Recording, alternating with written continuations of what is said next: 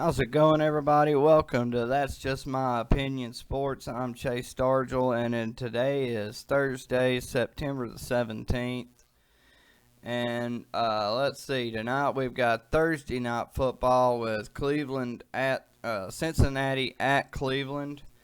And we've got the conference finals, Western Conference finals, and NBA action starting with the Lakers and the Clippers. Oh, wait. No, not so fast, as the Chokers ended up blowing a 3-1 Western lead, and now it's the Denver Nuggets taking their place against their inner city rivals, the LA Lakers. So the Lakers and the Nuggets will be playing tonight in Game 1 of the Western Conference Finals, and the Heat and Celtics will play in Game 2. As the Celtics looks to bounce back from a 117 to 114 loss in Game 1. Jason Tatum had his shot blocked going in for the game-tying layup before his shot was blocked. And Major League Baseball is officially going to be moving into a bubble after the first round of the postseason, after their 1 through 8 series, after their 3-game opening round series, the NLDS and NLCS, or NLDS, ALDS, and then the conference championship, or the league championship series, and the World Series. All 3 of those rounds will be played at neutral site venues. And then the Big Ten is also coming back. President Trump and other members of the White House worked with governors and the Big Ten Conference to set up to get the Big Ten coming back. And other people helped fight back for the Big Ten and helped get them back. Clay Travis on Outkick talked to President Trump about that today with an interview. If you'd like to check it out, it's really great. If you want to check it out on OutkickTheCoverage.com or on Outkick's YouTube or Facebook. Really a great interview by Clay Travis. If you want to check that out, once again, on Outkick's YouTube channel or their Facebook or their website, OutkickTheCoverage.com. Alright, so the Big Ten will be returning on October the 24th. They will be playing a 8-game schedule over an 8-week period. So there's not a lot of wiggle room for any makeup games. Matter of fact, there's no room for any makeup games. So any cancellations will just be, there will be no postponements or makeups. They'll just be canceled. Don't know how that's going to play out. Say if Ohio State has 2 games and, if they go 5-0 and win the Big Ten championship, I don't know how that would play out in the CFP. We're just going to have to live and learn. As talented as they are, it's hard-pressed for me to believe, especially it depends on the 5 teams they beat. If they beat Penn State, Michigan, and a couple other decent teams, it's hard-pressed for me to believe, even if Clemson went, say, 9-0 and didn't play anybody, but, say, Notre Dame, I don't really think you could justify leaving Ohio State out if they played less opponents but more quality opponents. That's just my opinion, but I'm sticking to it. But anyways, so 8 games over 8 weeks, no wiggle room to make up. If they're canceled, they're canceled. And then you've got the Big Ten championship game that'll be played December the 19th, the day before the selection show. And that's where we sit right now. And it's just good to have them back. Ohio State, Michigan, just wouldn't have been college football without them. Penn State, Nebraska. It's just good to have them back. Like I said, it wouldn't have been a college football season without them. The White House is trying to coordinate with the Pac-12 and work with them, although political mess is getting in there too. You got a lot of Democrat governors in California, Washington, and Oregon who do not like the president, and they're a little bit of alarmists. What can you say? The other thing is they do have the legitimate wildfire concerns. That is an actual legitimate reason, cause for concern. You don't know how that could play in effect, although they've had the wildfires every year. Not to this extreme in Seattle, not in Washington and Oregon to this extreme though. So we'll have to see how that plays out in Oregon and Washington. So it's just kind of a wait and see. But at least we've got the Big Ten and one of the best teams in the country, one of the preseason favorites to win the national championship, Ohio State's Justin Fields, one of the preseasons to win the Heisman, one of the favorites to win the Heisman. So really happy to have Ohio State, Penn State, some of these guys back in. So just a big positive for college football. Hard pill to swallow for all these haters, but hey, we don't care what they think. Sports is finally fighting its way back, and glad to see it. And great news. Just great. All right, and Thursday night football in Ohio tonight. We've got the Battle of Ohio between Cleveland and Cincinnati as Joe Burrow and the Bengals go to Cleveland to take on Baker Mayfield and the Browns. I'm going to go with Cleveland in this one. I think as long as they don't go too pass heavy with Baker Mayfield. I know the talent they have at receiver, and I understand, but look, he's not at Oklahoma.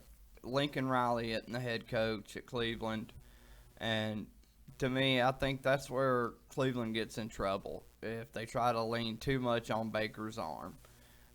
They've got two good running backs in Chubb and Hunt, and if they stick with them, they should be able to run the ball down Cincinnati's throat at will. If they run the ball and then work off the pass, off the run, Cleveland should be able to move the ball at will against them. If not, then I think Cleveland will be in trouble. Other than that, I think Cleveland pretty much will have their way. I've got Cleveland winning 31-21. I think Burrow will have some success. I expect him to get his first passing touchdown of his career tonight. I think he'll have a better game than what he did against the LA Chargers, but I still don't expect him to get his first win. I think Cleveland needs a bounce back after the way they got throttled by Baltimore last week, and I think they'll get it. Like I said, the main thing is pound the ball with Chubbs and Hunt, work off the play action pass, get the ball to Beckham Jr. and Jones, and everything should be fine for Cleveland. Just find some rhythm in that offense. Don't lean too much on Baker. Don't force him to be the hero. He's not that type of quarterback. Not yet, anyways. You've got two terrific backs, a decent offensive line. Use them. And let him throw the receiver. Let them make Cincinnati's defense come up to stop the run. Then take advantage of your awesome receivers. Don't make Baker Mayfield be something he's not. He forces too many mistakes. So,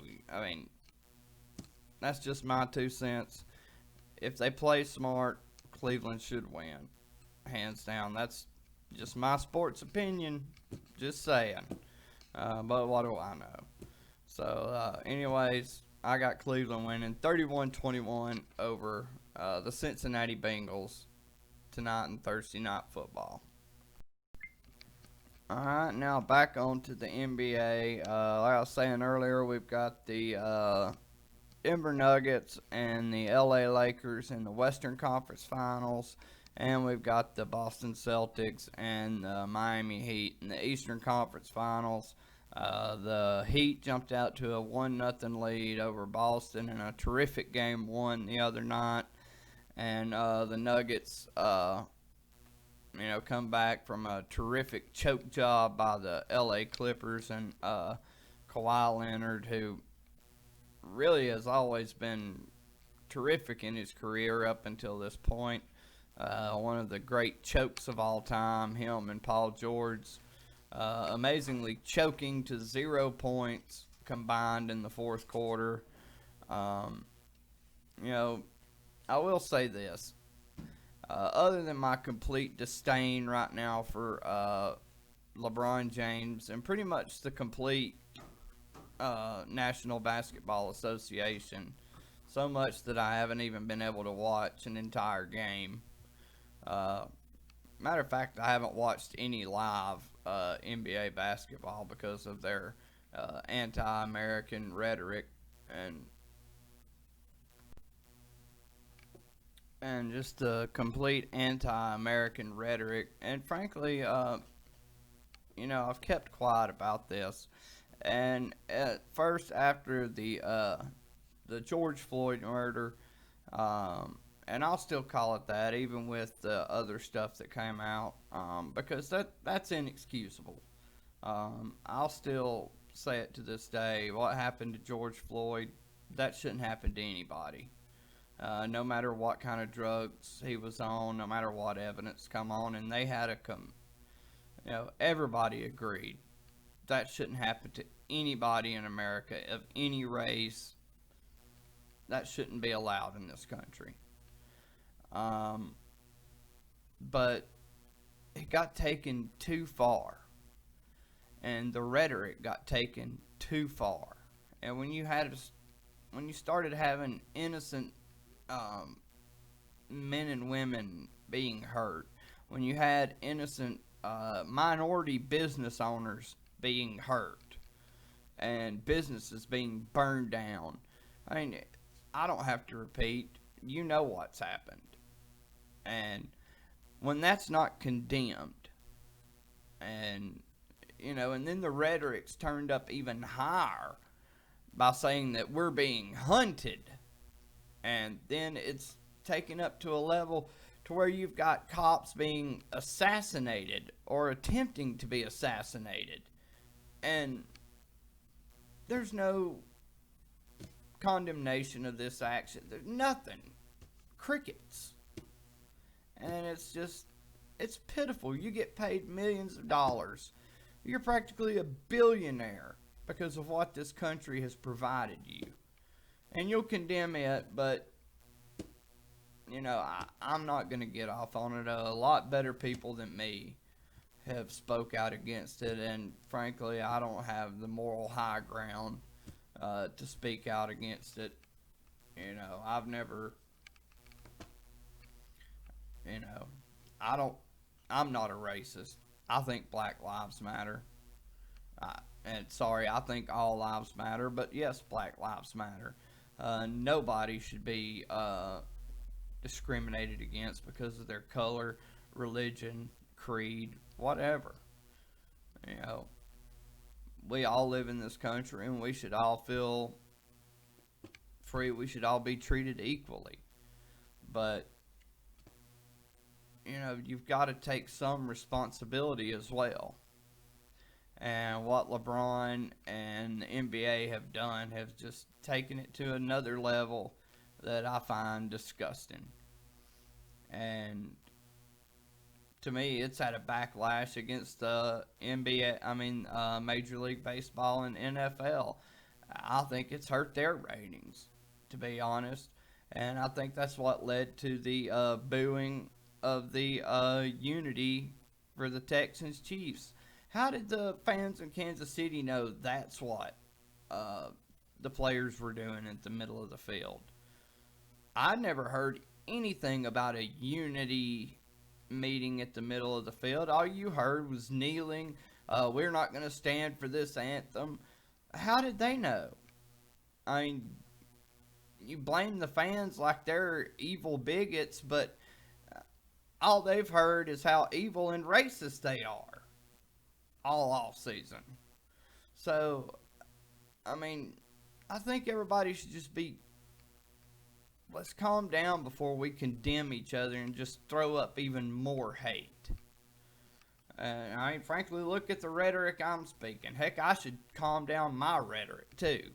Everybody just needs to pause a little bit, I think, and think about what we say to each other. Think about how we talk to each other.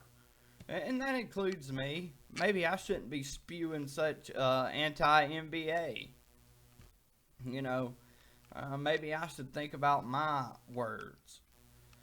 But, you know, that's for, I guess, somebody a lot better than me to decide. But maybe it starts with people like me. Maybe if I learn to keep my mouth shut, maybe other people as well. So who knows?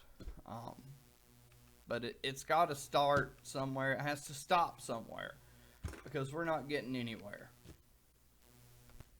And I've been a lifelong LeBron fan, or not lifelong, but since he came in the league, I followed him. I pulled for him in Cleveland. Pulled for him when he went to Miami. Pulled for him when he went back to Cleveland. Pulled for him when he went to L.A. Was pulling for him and Anthony Davis all the way up till the COVID lockdown. As soon as that happened, I mean, all the way up until everybody knows what happened. And that's one reason I haven't. And frankly, if I'm a fan of any team right now, it's probably the Boston Celtics. Just because I feel like I've probably heard less from them than anybody else. But anyways, I guess that's probably why I'm about to pick them in 6 games over the Heat. And I do think the Lakers will beat the Nuggets in 5. And I'm sorry about the rant, or whatever you want to call that, gripe, rant, whatever you want to take it. I do apologize for it. Maybe you agree. If you do, great. If you don't, I do apologize. I don't mean any disrespect, anything towards anybody. Like I said, I don't have anything but love for every creed, every race, creed, whatever. You know, and I am a Donald Trump supporter, and I'm not a racist. I'm not a bigot. Whatever ism there is, I'm not it. Yes, I'm white. I have no privilege. I live in a government project, so, you know, I have nothing, you know, so, or maybe I do. Maybe I don't know. But, and, I just wanted to clarify, too, just to touch back on my little rant there, that it is not just strictly the players of the NBA either that I have beef with as far as their rhetoric. It's also Greg Popovich, the head coach of the Spurs, and Steve Kerr, the coach of the Golden State Warriors. Those two have been even more so than the players anti-American. Especially Greg Popovich, just such an arrogant, pompous prick. I mean, I just don't understand. And in the way Steve Kerr reacted to the treatment of the Uyghur Muslims in China, comparing to how some psychotic gunman acts to the way the government of China acts. I mean, that's just ridiculous. To compare our country to one maniac, the way one maniac in our country acts, to compare that to the way the Communist Party of China And he's got the gall to compare our nation to that. I mean, are we perfect? No. But to compare us to what pretty much the modern day Nazis of China do, it's ridiculous. And so it goes deeper than just the BLM movement of the NBA and uh, their current little anti-American rhetoric. It does go deeper, but this was kind of the last straw. And the way that Popovich and Kerr, and frankly, just thank God they weren't in the postseason or really in the bubble, or I would have probably just pulled my hair out, and I probably couldn't even have watched the highlights of watching those two arrogant bastards. So, once again, excuse my language, and I do apologize for the rant. But I didn't want it to seem like it was just against LeBron James or just the players of the NBA, because Steve Kerr and Greg Popovich have definitely had their share of my little tiff with the NBA, and why it has my grievance, and why I pretty much can't even turn on an NBA game, and why I've pretty much been watching highlights if I can stomach that. So just wanted to clarify that a little bit. All right, and last but not least, we'll finish it up with the Major League Baseball and how they're going to wrap things up, as they will be moving into a bubble at the end of the regular season. Well, actually, after the first round of the postseason, the first round, which will be the 1 through 8, the 1 versus 8, 2 versus 7, so on matchups. And then once they get into the division series, they'll move to a bubble. You'll have the National League move to Minute Maid Park in Houston, and then you'll have also Globe Life Park in Arlington. That's the new park for the Texas Rangers. The American League will move to Petco Park in San Diego for the division series, and Dodger Stadium in LA. Then for the the championship series, the NL will be in Arlington at Globe Life Park, and then the AL will be at Petco Park, San Diego, and the World Series will be in Arlington at Globe Life Stadium in Arlington, Texas. So, got nothing to say, but I cannot wait for this. I think the Major League Baseball is being smart by moving into the bubble. There's nobody wants a game, Game 7 of the World Series postponed due to COVID. Nobody wants that. Nobody wants Game 7 of the championship series, or Game 5 of the division series postponed. Nobody wants anything like that. So I think Major League Baseball doing the right thing, at least for this year, by moving it into the bubble. If the playoffs started today, here's who we would have in right now. Let's see, I've got it wrote down here. In the National League, and the 1-8 matchup, you'd have the 1 seed Dodgers, who have clinched a playoff spot. I think they're the only team in baseball that's clinched. At least they were a couple of days ago. But now this is as if today. I did check, and this is if the playoffs started today, Thursday, September the 17th.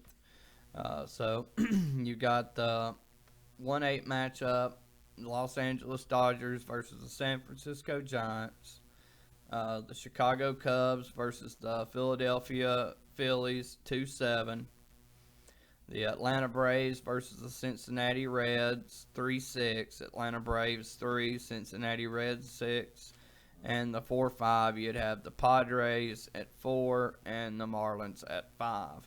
Then in the American League, you've got the Chicago White Sox, number 1, the Cleveland Indians in the 8. 2-7 matchup, you would have the Tampa Bay Devil Rays versus the Toronto/Buffalo Blue Jays. Then the 3-6, you would have Oakland Athletics versus the Houston Astros. And the 4-5, you'd have the Twins versus Yanks. So that's what we got on the Major League Baseball front. Of course, I'll start covering that closer we get to the playoffs, and then when we're actually in, I'll start covering it game by game. And once we get in the NBA Finals, I'll probably start doing a video per game. Like I said during my rant earlier, I don't really watch the NBA games. I just, in good faith, or my standing, I can't. And, I will give you updates on it every so often. But, it's something I believe in. But I can't stay away from football and baseball. So that's kind of my thing. I'll have out my college football picks for, I'll have that sometime tomorrow evening. And then on Saturday, I'll have my pro picks for you. And then on Sunday, I'll have my recap for college football on Saturday. And then on Monday, or actually probably Tuesday, I'll have my recap for the pros. So y'all take care. This has been That's Just My Opinion Sports. I'm Chase Stargell. And once again, y'all take care. God bless and be safe. Peace.